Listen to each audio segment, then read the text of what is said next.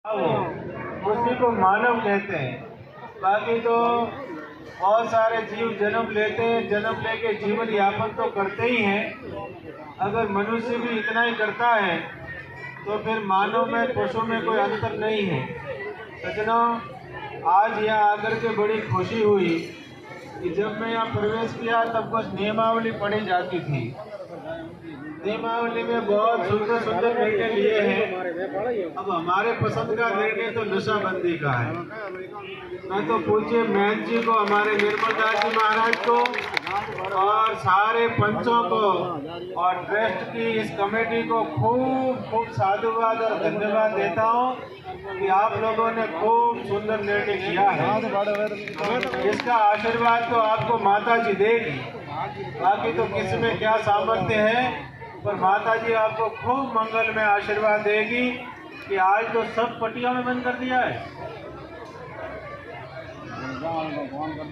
संपूर्ण माला नहीं, आज तो कितना सुंदर निर्णय किया है कि संपूर्ण मालानी पट्टी में कहीं भी ब्याह, शादी, सगाई, समाज, गंगा प्रसादी या और कोई उत्सव हो, वहाँ पर सामूहिक रूप से कहीं नशा नहीं चलेगा। उसके लिए आपको खूब खूब आशीर्वाद। भगवान आपका खूब भला करेंगे, आने वाली पीढ़ियां आपको खूब आशीर्वाद देगी, क्योंकि नशा अच्छा नहीं है।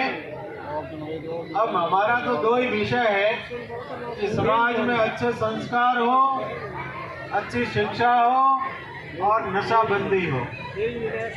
शिक्षा के लिए भी आपने सुंदर पहल की है। यहाँ पर लाइब्रेरी का शुभारंभ किया है बाबूजी।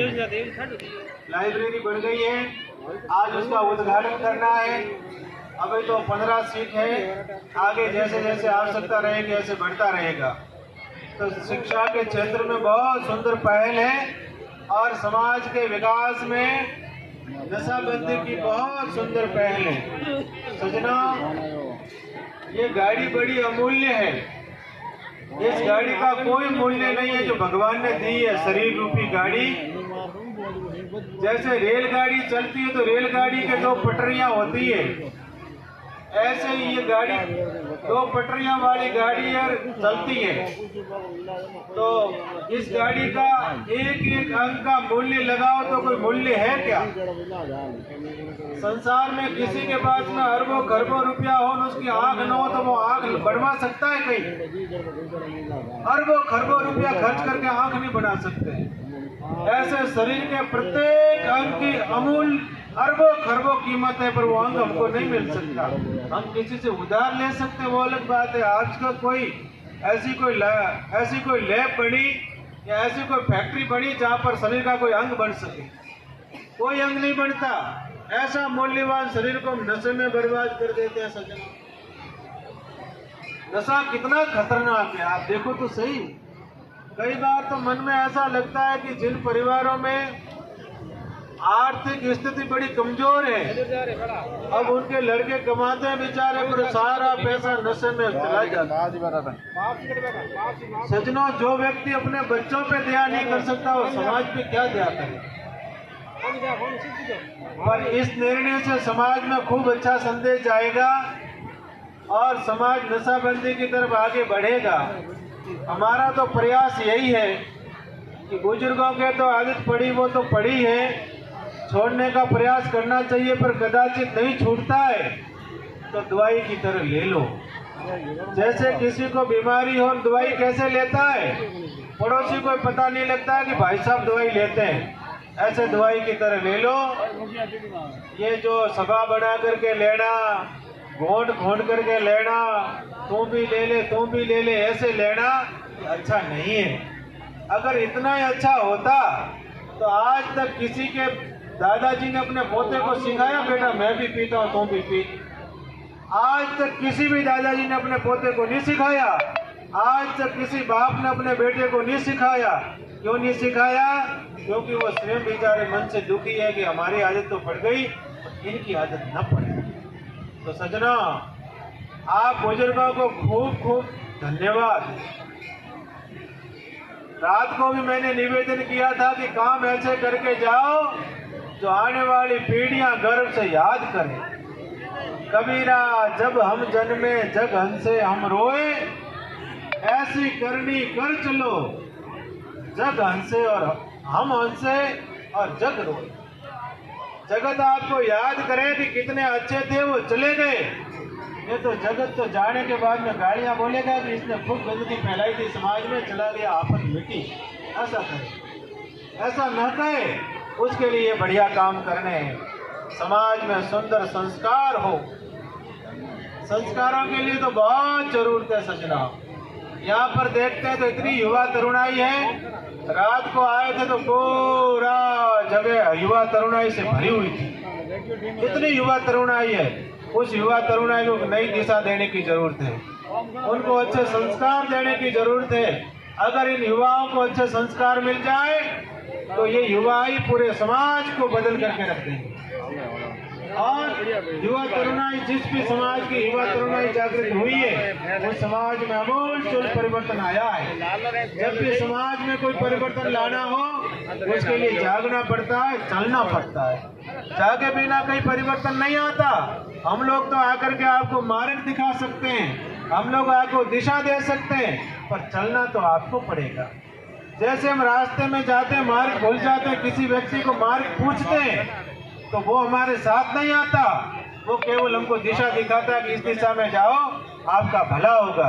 अगर हम उस दिशा में नहीं जाके दूसरी दिशा में चले जाएं तो हम गंतव्य स्थान तक नहीं पहुंच पाते। इसलिए सज्जनों, आप तो अच्छी दिशा में चलो।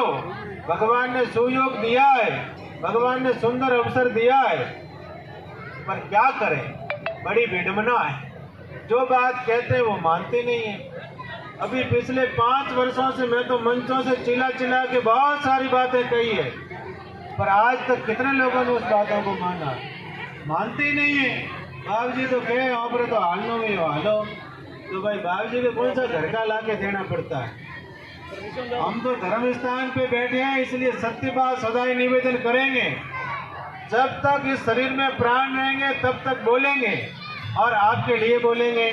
मेरा कोई निजी स्वार्थ नहीं है, 1% मेरा निजी स्वार्थ नहीं है। रात को मैंने निवेदन किया कि लोग डरते हैं, सत्य बात कहने में डरते हैं कि अरे मैं इनको ऐसा कहूँगा तो हो सकता है दोबारा नहीं बुलाएंगे। हमारे साथियों को 2 तरह की डर लगती है, एक तो दोबारा बुलाएंगे नहीं, दूसरा दक्षिणा नहीं देंगे। तो मेरा क्या स्वार्थ है, दोबारा नहीं बुलाओगे तो कोई बात नहीं, मत बुला। दूसरा, दक्षिणा के लिए मैं कभी आता ही नहीं, कहीं जाता ही नहीं हूँ। मेरे जीवन के लिए मैंने कहीं मांगा नहीं है, और समाज के लिए मांगने में कोई शर्म नहीं है। निजी जीवन में तो क्या क्यों मांगेंगे किसी से? निजी जीवन में आज तक मांगा नहीं है, आगे कभी मांगूंगा नहीं। और समाज के लिए तो लगे हैं, उसके लिए तो प्राण पर्यंत तक लगे रहेंगे। जब तक इस शरीर में प्राण रहेंगे तब तक लगे रहेंगे। और मुझे तो लगता है कि मेरे समाज का एक लड़का कहीं खड़ा होकर के कहीं बोले तो लोग कहे कि लगता है कुमार समाज का बच्चा है। मेरे समाज की कहीं बच्ची खड़ी हो और लोग बोले कि अरे ये तो लगता है कुमार समाज की बच्ची है। हमारे समाज के कहीं बुजुर्ग तो बैठ के बातें करते हो, लोग आदत से कह रहे ये तो फलाना समाज के, कुमार समाज के। ऐसी स्थिति हमारे समाज में आवे तब आप समझना चाहिए समाज का कुछ काम हुआ है। नहीं तो सज्जनों, ऐसे इकट्ठे होते रहेंगे और बातें करते रहेंगे, भोजन करके चले जाएंगे। संसार में बहुत सारे ऐसे लोग हैं जो केवल पशु की भांति जीवन जीते हैं। जैसे भूख प्यास हमको भी लगती है, भूख प्यास पशु पक्षियों को भी लगती है। सर्दी गर्मी हमको भी लगती है, सर्दी गर्मी पशु पक्षियों को भी लगती है। संतान उत्पन्न करने का काम मनुष्य करता है, उनका पालन पोषण मनुष्य करता है, बड़ा करता है, और ये काम पशु पक्षी भी करते हैं। घर बनाने का काम मनुष्य करता है, घर बनाने का काम पशु पक्षी भी करते हैं। अगर इतना ही हम करें तो हमारे में पशु पक्षियों में क्या अंतर है? कोई अंतर नहीं है। तो अधिकतर 99-90% लोग तो ऐसे हैं जो उसी की भांति जीवन जी रहे हैं, केवल मनुष्य का चोला पहना है, बाकी तो सब भगवान ही मालिक है। सजना, ये मनुष्य शरीर दुर्लभ है। क्यों दुर्लभ कहा? इसलिए दुर्लभ है कि जितनी सारी व्यवस्था इस सब मनुष्य के लिए बनाई हुई है। कोई लोग कहते हैं कि मनुष्य जीवन तो 2 दिन का ही है, ऐसा कहते हैं 2 दिन का। तो 2 दिन कौन से महत्वपूर्ण है? एक तो उनमें हमने जन्म लिया वो दिन, और एक मर जाएंगे वो दिन, उन दोनों के बीच का वो जीवन है, वही मनुष्य जीवन है। उस जीवन को हमने जिया कैसे, हम उस जीवन को कैसे जी रहे वो महत्वपूर्ण है। जीवन जीने की कला आपको सत्संग से मिलती है, जीवन जीने की कला संतों के सानिध्य में मिलती है, जीवन जीने की कला अच्छे संग से मिलती है। इसलिए संग हमारा अच्छा हो। हम कैसे लोगों के साथ में उठते बैठते हैं, हम कैसे लोगों के साथ में भोजन करते हैं, हमारा कैसे लोगों के साथ में विहार होता है, उनका चिंतन कैसा, उनका मनन कैसा, उनकी दिनचर्या कैसी, उनके भाव कैसे, वो हमारे ऊपर निर्भर करता है। आप अपने बच्चे को किसी शराबी के साथ में रख देना, वो जाके शराबी बन जाएगा धीरे धीरे। आप अपने बच्चों को किसी जुआरी के साथ में रख देना, धीरे धीरे जुआरी बन जाएगा। इसलिए मैं तो अधिकार पूर्वक जोर दे करके कहता हूँ कि अपना भला चाहते हो, अच्छे संग में रहो। संगत हर समय अच्छे लोगों की करो, जैसी आपकी संगति होगी वैसे आप बनोगे। संग का जीवन में बड़ा प्रभाव है। इसलिए सज्जनों, आपसे मेरा निवेदन है, अच्छे नित्य भगवान का सत्संग सुनो। आजकल तो खूब भागवत जी की कथाएं आती है, घर में भागवत जी, रामायण जी, गीता जी सदग्रंथ रखो और उनको पढ़ो। और जीवन में जब भी सुबह जगो तो नए उत्साह के साथ में जगो कि आज मुझे कुछ नया करना है। ताकि जीवन में उत्साह न हो, कुछ नया न करना हो, वो तो जीते जी मरा हुआ ही है। उनको कैसे जिंदा कहेंगे? जिंदा व्यक्ति तो वो है जिनके जीवन में कुछ करने का भाव हो, वैसे जीवन चला जाएगा। बहुत सारे लोग कहते हैं 50 वर्ष के हो गए, 50 वर्ष के हुए नहीं, 50 वर्ष तो हमारे जीवन के खत्म हो गए। कोई के 30 वर्ष का हो गया, 30 वर्ष हुआ नहीं, 30 वर्ष हमारे जीवन के खत्म हो गए। अरे सज्जनों, ये समय बड़ा अमूल्य है। जो समय 1 मिनट भी वापस गई है वो कभी वापस आई नहीं। कोई ला सकता है क्या?